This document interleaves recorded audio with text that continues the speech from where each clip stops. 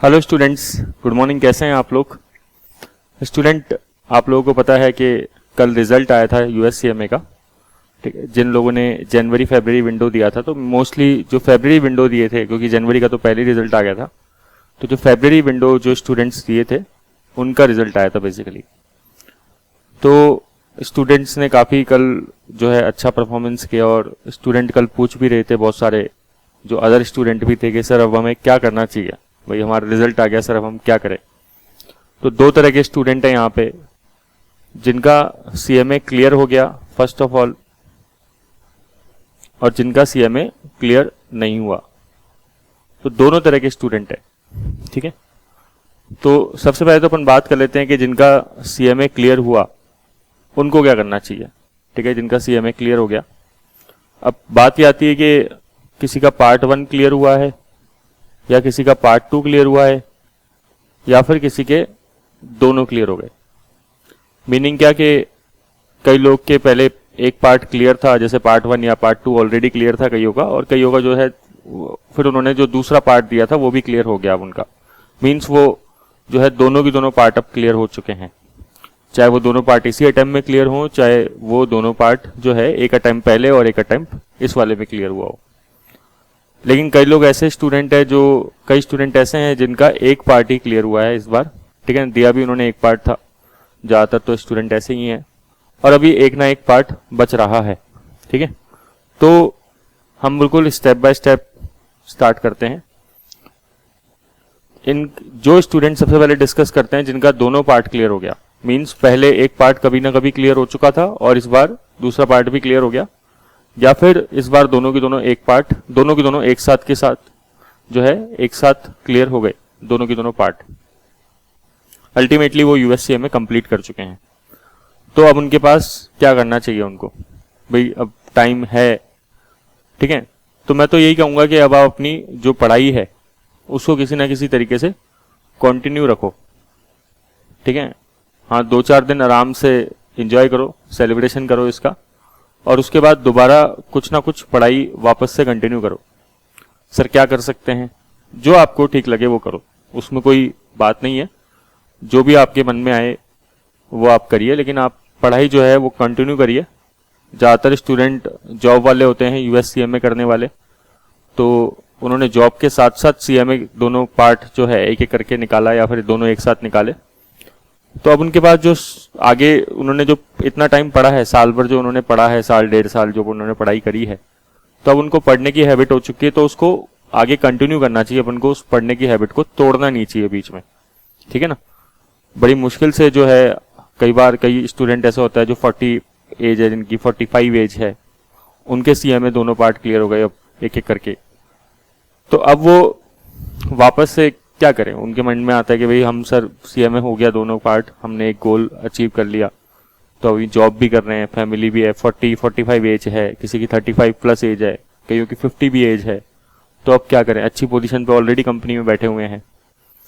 तो आप देखो ये सोचो कि लर्निंग की तो कोई ऐसे लिमिट है नहीं। ठीक है ना, और आप रेगुलरली लेते रहोगे जो आपने क्योंकि पढ़ने की आदत डाली है, तो उसको क्यों अपन फिनिश करें। तो आप थोड़ा थोड़ा करके पढ़ते रहो। कई स्टूडेंट बोलते हैं फिर भी सर आप सजेस्ट कर दो क्या करो, तो मैं कहता हूँ आप चाहो तो सीपीए कर लो। कई स्टूडेंट पूछते हैं सर सीपीए कर लें क्या, हाँ कर लो, यूएस सीपीए कर लो, कोई दिक्कत नहीं है। यूएस सीपीए थोड़ा सा लॉन्ग ड्यूरेशन रहता है। अगर आपको अब पढ़ने की तो आदत हो ही चुकी है, सीएमए आपने कर ही लिया, तो आप सीपीए में हाथ डाल सकते हो, कोई दिक्कत नहीं है। आप चाहो तो आईएफआरएस भी कर सकते हो, आईएफआरएस भी अच्छा कोर्स है। विद इन 4-5 मंथ आप टारगेट ले सकते हो, जहाँ से हार्डली 6 महीने के अंदर अंदर आपका आईएफआरएस कंप्लीट हो सकता है। आपके पास एसीसीए का भी ऑप्शन रहता है, एसीसीए थोड़ा सा और लेंदी पड़ता है। तो आप जो भी है इन कोर्सेज में से कोई सा भी कर सकते हो, जरूरी नहीं है आप एग्जाम दो, केवल नॉलेज के लिए भी पढ़ सकते हो। आप आईएफआरएस का पढ़ाई चालू करो और उसमें से जो भी स्टैंडर्ड से कवर करो। आपको मैंडेटरी थोड़ा है कि एग्जाम देना है, भाई आपकी नॉलेज इंप्रूव हो रही है, आपकी नॉलेज डायरेक्टली जॉब में काम आएगी। ठीक है ना, इंडेस आपको पता है, इंडिया में इंडेस जो है अप्लाई हो चुके हैं ऑलरेडी। तो इंडियन अकाउंटिंग स्टैंडर्ड्स जो पुराने एएस थे वो अलग थे, इंडेस जो हैं वो टोटली डिफरेंट हैं। ठीक है ना, तो आपको अब अगर नॉलेज के लिए लेना है तो नॉलेज के लिए पढ़ो उसको आराम से, इंडेस पढ़ो, आईएफआरएस पढ़ो। ठीक है, तो कुल मिला के जिनके अब दोनों पार्ट क्लियर हो गए हैं सीएमए से, वो अपनी पढ़ाई को कंटिन्यू करेंगे तो ज़्यादा बेटर रहेगा, ठीक है ना। और आपको बता दिए ये कोर्सेज हैं, और अगर आपको कोई और भी कोर्स नज़र आता है, आपको लगता है सीएफए करना चाहिए, सीएफए करो, कोई भी कोर्स नज़र आता है तो आप वो करो। डिफरेंट फील्ड में जाना चाहते हो सर, डेटा एनालिटिक्स भी करना है, डेटा एनालिटिक्स कर लो, कोई दिक्कत नहीं है, जो आपको ठीक लगे आप करो, पढ़ाई कंटिन्यू रहनी चाहिए, है ना, मेन बात यह है। सर अब हम दूसरे स्टूडेंट्स की बात करते हैं जिनका एक पार्ट क्लियर हो गया, चाहे पार्ट 1 क्लियर हो गया चाहे पार्ट 2 क्लियर हो गया, ठीक है ना। तो अब उनको जो बचा हुआ पार्ट है, कोई सा भी पार्ट है, वो अब नेक्स्ट अटेम्प्ट में देना है। तो कई लोगों के माइंड में कंफ्यूजन है, सर जून अटेम्प्ट दे दें क्या, मई जून जो विंडो आ रही है, ठीक है, या सितंबर अक्टूबर में दें। तो मैं कहता हूं कि देखो अभी जो रिजल्ट आया है, ऑलरेडी आज क्या है भाई, 11-12 अप्रैल हो गई है, अप्रैल जो है 1/3 महीना निकल चुका है ऑलरेडी, है ना, ठीक है, 12 अप्रैल है शायद आज, तो 1/3 मंथ निकल चुका है ऑलरेडी। मई जून विंडो बिल्कुल पास में है, सर पे है, ठीक है।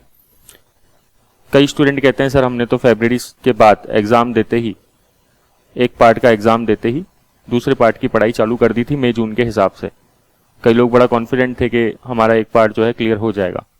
तो जिनको कॉन्फिडेंस था, जिन्होंने फरवरी के जस्ट बाद अपनी तैयारी चालू कर दी थी, मार्च महीना जिन्होंने यूटिलाइज किया, अप्रैल का 10-12 दिन जो है यूटिलाइज करे, ठीक है, तो वो मई जून उनको देना चाहिए।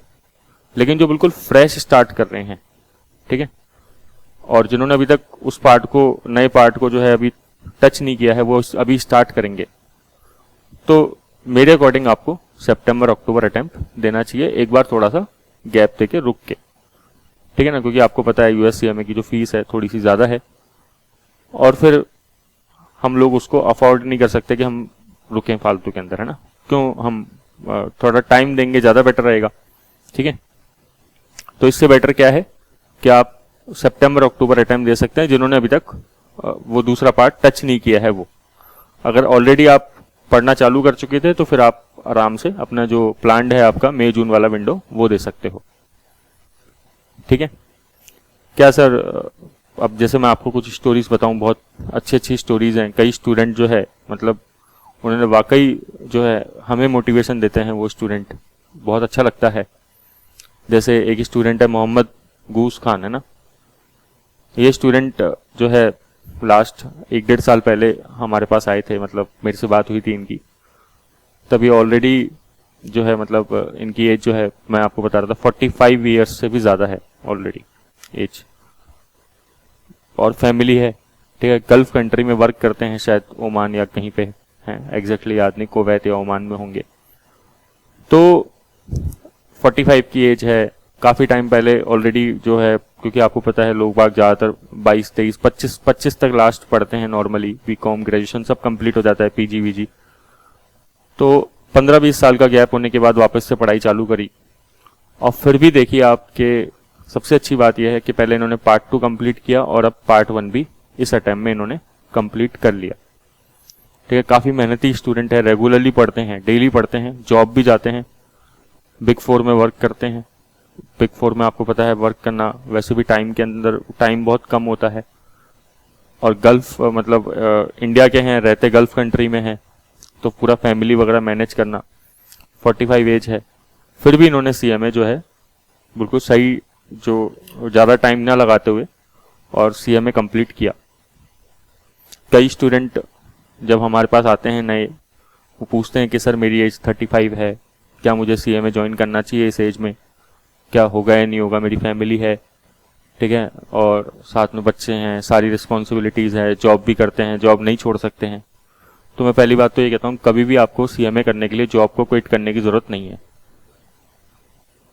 मैं कई बार स्टूडेंट को मना कर देता हूँ स्ट्रिक्टली, मैं कई बार डांट भी देता हूँ स्टूडेंट को कि भैया जॉब मत करना, भाई ऐसे टीचर हैं तो बोल देते हैं कि जॉब क्विट करने की ज़रूरत नहीं है, आप पढ़ाई करते रहो, कोई दिक्कत नहीं है, आराम से आप रेगुलरली पढ़ाई करो, आपकी पढ़ाई के साथ साथ सीएमए निकल जाएगा। हाँ टाइम ले सकता है, ठीक है, वो आपकी पढ़ाई, वो आपकी जॉब पे डिपेंड करता है थोड़ा सा, और आपकी खुद के विल पावर पे भी डिपेंड करेगा, काफ़ी सारी चीज़ों पे आप कितना कंसिस्टेंटली दे रहे हो या नहीं दे रहे हो टाइम। लेकिन अगर आप देखो जॉब के साथ साथ भी 1 से 2 घंटे पढ़ोगे डेली बेसिस पे, वीक डेज पे, और वीकेंड पे आपके पास अगर फ्राइडे सैटरडे है या सैटरडे संडे है, थोड़ा सा टाइम निकाल दो, 3-4 घंटे निकाल दो, तो भी आप विद इन द ईयर पूरा CMA कंप्लीट कर सकते हो, मैक्सिमम पूरा 1 साल के अंदर अंदर, इससे ज़्यादा टाइम नहीं लगने वाला। ठीक है, बट शर्त क्या है कि आपको अपनी लाइफ में कंसिस्टेंसी लानी पड़ेगी। ठीक है भाई, ये नहीं कि अपन एक दिन पढ़ा फिर 4 दिन छोड़ दिया, 5 दिन छोड़ दिया, वो नहीं होना चाहिए। रेगुलरली आप फॉलो करो उस पाथ को, तो आप इजीली CMA निकल जाओगे। इन्होंने भी यही किया, क्लासेस देखी, क्वेश्चन सॉल्व करे। ठीक है, और कुछ भी इधर उधर भटकने की जरूरत नहीं है, बिल्कुल सीधा आप ऐसे बिल्कुल सीधा फोकस बना के चलोगे, जैसे जो रेस के मैदान में जो घोड़ा होता है उसके दोनों तरफ इधर लगा देते हैं तो वो इधर उधर नहीं देखे, तो वैसे ही अगर आप बिल्कुल सीधा फॉलो करोगे पाथ अपना, तो आपको जो आपकी जो मंजिल है वो आराम से मिलेगी। ठीक है, अब इनका प्लान है कि भाई ये IFRS ज्वाइन करेंगे, तो मेरे को बड़ी मोटिवेशन मिला कि भाई किस एज में, इस एज में भी पर्सन जो है इतनी सारी जिम्मेदारी होने के बाद भी रेगुलरली पढ़ रहे हैं। एक स्टूडेंट शिरीन करके है, इनका मार्क्स देख के मेरे को बहुत अच्छा लगा। 430 मार्क्स इन्होंने स्कोर किया पार्ट 1 के अंदर फर्स्ट अटेम्प्ट में, कि भी बहुत अच्छी बात है। ये भी बाहर ही रहते हैं, देखो UAE। ठीक है, एक स्टूडेंट नम्रता अगेन मेरे से सीनियर है। ठीक है, 35 प्लस एज है, मेरी तो भी 33-34 ही है। ठीक है, 89 बर्थ है मेरा। तो नम्रता मैम जो हैं वो दिल्ली में जॉब करते हैं, दिल्ली गुड़गांव में जॉब करते हैं। ठीक है, NCR में, और फुल टाइम जॉब है, काफ़ी हेक्टिक है। बताती हैं जब भी बात होती है कि बहुत टाइम कम होता है इनके पास भी।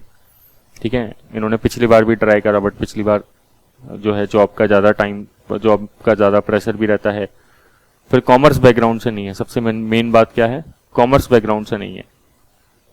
लेकिन देखो विल पावर देखो स्टूडेंट्स की, कि कॉमर्स बैकग्राउंड के अलावा भी, मतलब साइंस बैकग्राउंड से होने के बाद भी, शायद BSc किया है मैम ने, नम्रता जी ने, तो साइंस बैकग्राउंड होने के बाद भी जो है CMA कर रही हैं। ठीक है ना, और पूरा डेडिकेशन से कर रही है।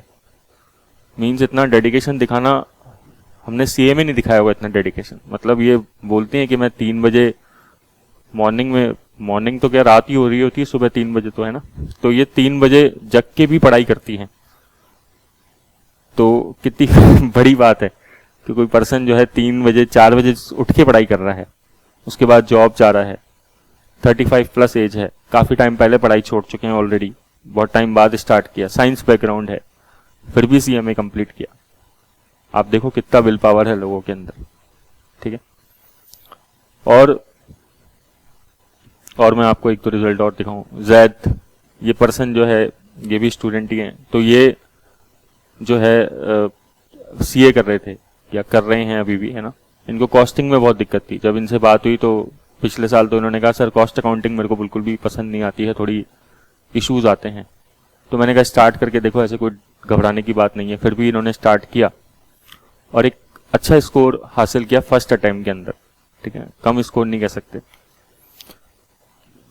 ऐसे ही देखो आप मेलविन भी फुल टाइम जॉब में है।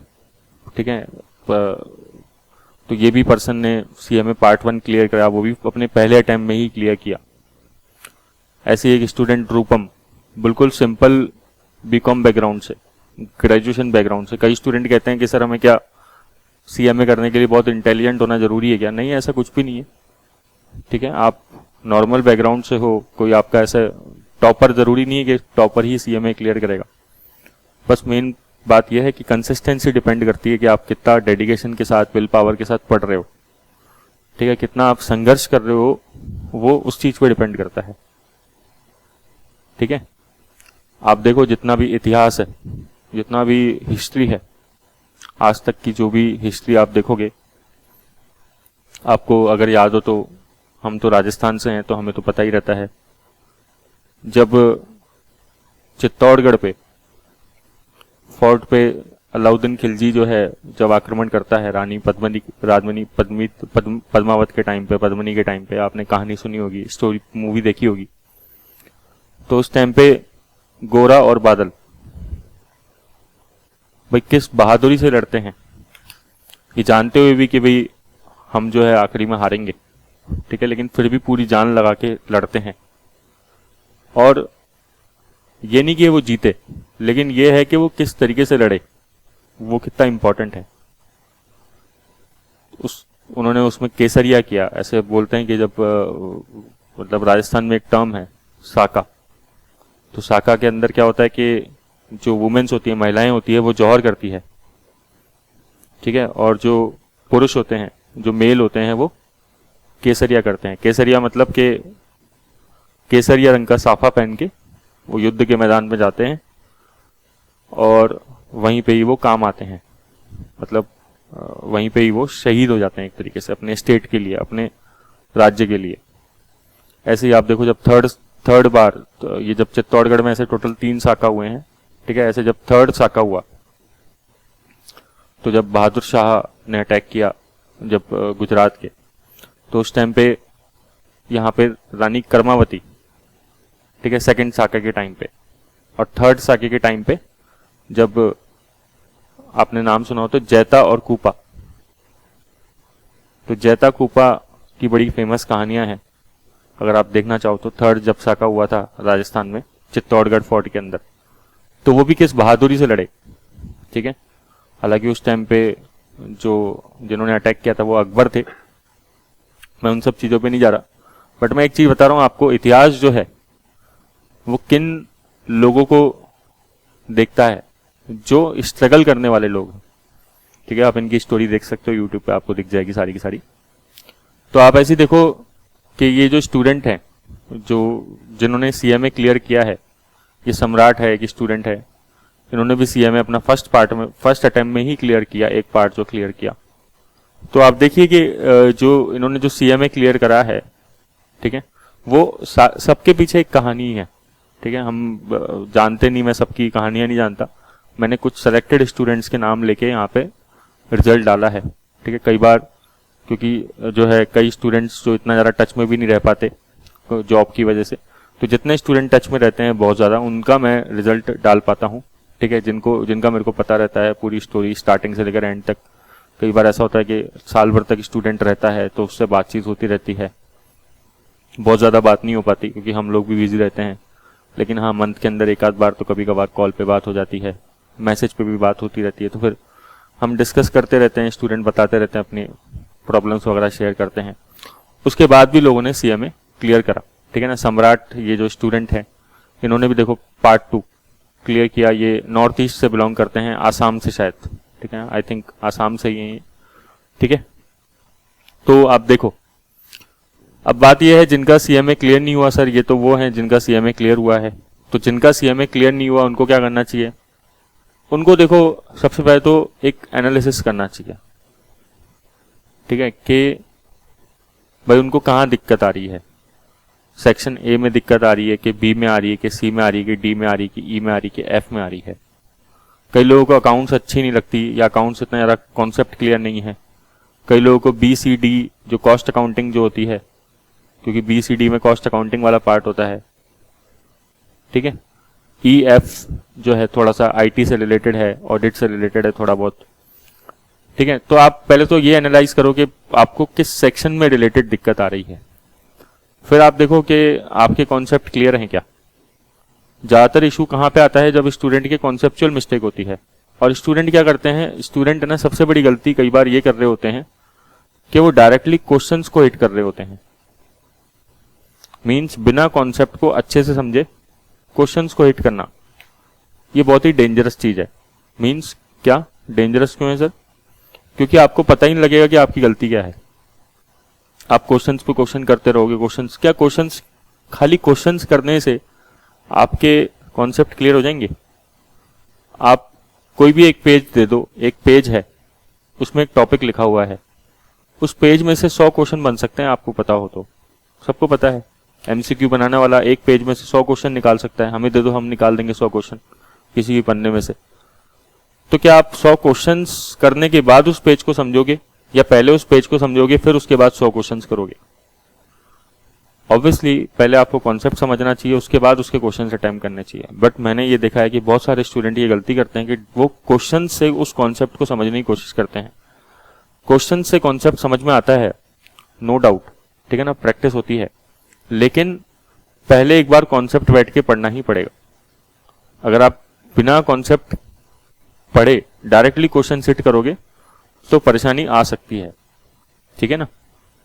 तो इसलिए पहले कॉन्सेप्ट क्लियर करो, फिर क्वेश्चंस पे जाओ, मेरा एक बेटर सजेशन है, ठीक है। बाकी पर्सन टू पर्सन भी डिपेंड करता है कि उसको किस तरीके से समझ में आता है, बट ये ज्यादा जो है ठीक रहता है, अप्रोच जो है वो ठीक रहती है, ठीक है। तो सबसे पहले आप एनालिसिस करो कि आपको किस सेक्शन में दिक्कत आ रही है पर्टिकुलरली, फिर आप देखो कि कॉन्सेप्चुअल मिस्टेक है क्या, फिर अगर कॉन्सेप्ट सही है सर तो क्या करें।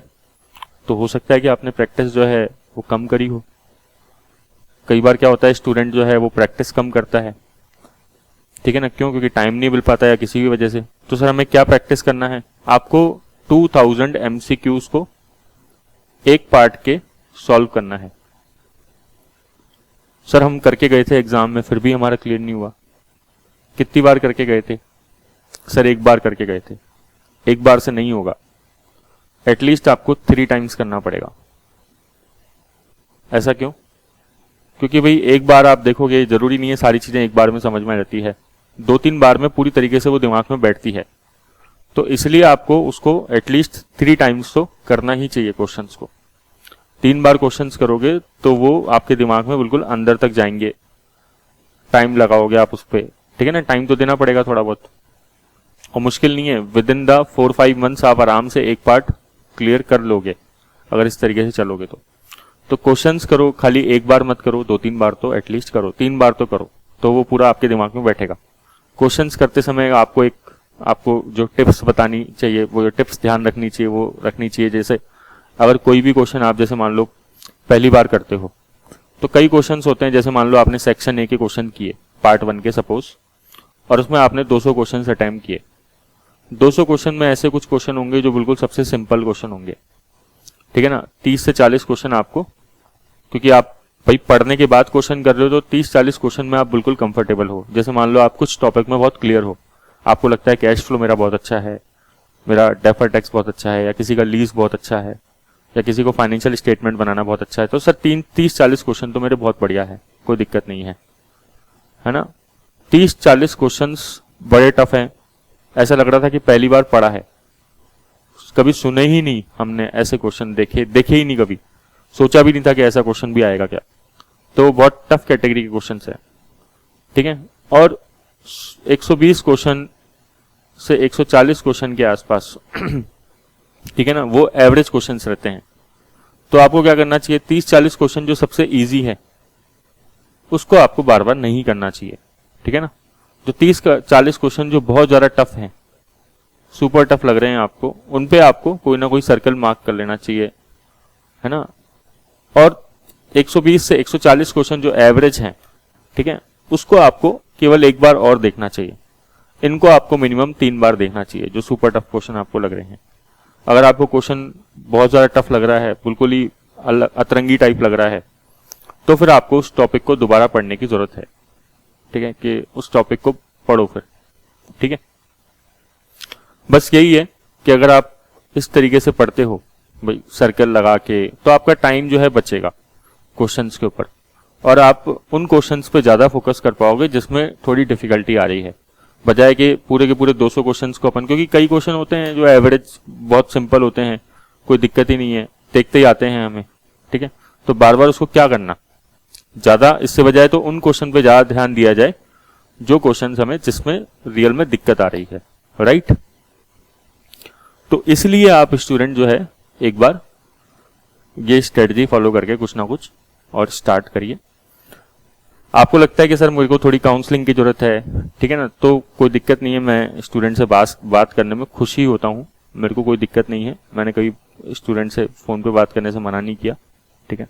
कभी भी कॉल आता है तो हम वेलकम ही करते हैं स्टूडेंट को, ठीक है। तो आप चाहो तो आप नंबर पे कॉल कर सकते हो, अगर आपको कोई जैसे कुछ बात सब मतलब डिस्कस करना है कि सर कैसे आगे जाना चाहिए, क्या करना चाहिए। तो अगर आपकी वजह से मतलब मेरी वजह से आपके कुछ ना कुछ हेल्प हो रही है, कोई ना कोई एडिशन हो रहा है, वैल्यू एडिशन, तो मेरे को कोई दिक्कत नहीं है।